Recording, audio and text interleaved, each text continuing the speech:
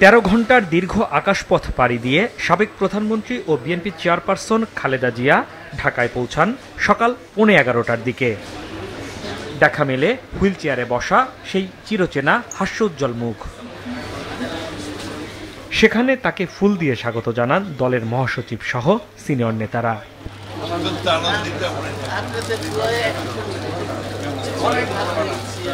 কিছুক্ষণের মধ্যেই বিমানবন্দর থেকে গুলশানের বাসা ফিরোজার পথে যাত্রা করে তার গাড়িবহর। সাদা গাড়ির সামনের আসনে ছিলেন খালেদা জিয়া, পেছনে দুই পুত্রবধূ জুবাইদা রহমান ও সৈয়দা শামিলা রহমান। বিমানবন্দরের ৮ নম্বর গেট দিয়ে বের হয়ে কিছুটা দূর যেতেই খালেদা জিয়ার গাড়িবহর ঘিরে ধরেন নেতাকর্মীরা। ভিড় ঠেলে সামনে যেতে যথেষ্ট বেগ পেতে হচ্ছিল গাড়িটির। মুহুর্মুহুর স্লোগান দিচ্ছিলেন নেতাকর্মীরা। খালেদা জিয়াও হাত নাড়েন তাদের উদ্দেশ্যে।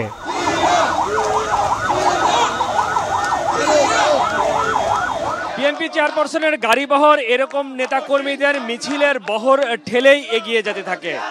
এয়ারপোর্ট থেকে তার গুলশানের বাসা ফিরোজায় পৌঁছাতে কয়েক ঘন্টা সময় লাগে। নেতাকর্মীরা বিএনপি চেয়ারপারসনের দেশে ফিরে আসে উচ্ছ্বসিত।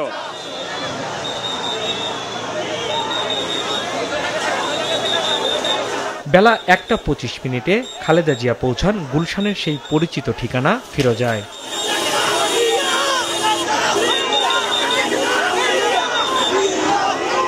বিএনপি চেয়ারপারসন গাড়ি থেকে নেমে হেঁটে বাসায় ঢোকেন। উপস্থিত ছিলেন দলের সিনিয়র নেতারা। সেখানেও বিপুল সংখ্যক নেতাকর্মী স্লোগান দিচ্ছিলেন।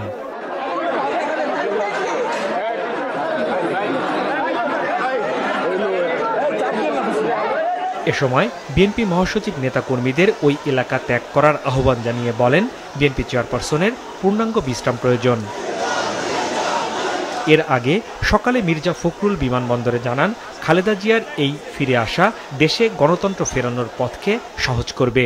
তার উপস্থিতি আমাদের দেশের জন্য, জনগণের জন্য একটা অত্যন্ত উল্লেখযোগ্য দিক।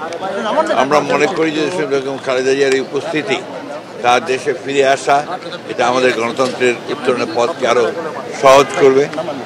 5ই আগস্টের পর বিদেশে চিকিৎসার আইনি ও রাজনৈতিক বাধা দূর হলে 4 মাস আগে যুক্তরাজ্যে গিয়েছিলেন বিএনপি চেয়ারপারসন খালেদা জিয়া। হাসনাইন তানভীর, মাছরাঙা সংবাদ, ঢাকা।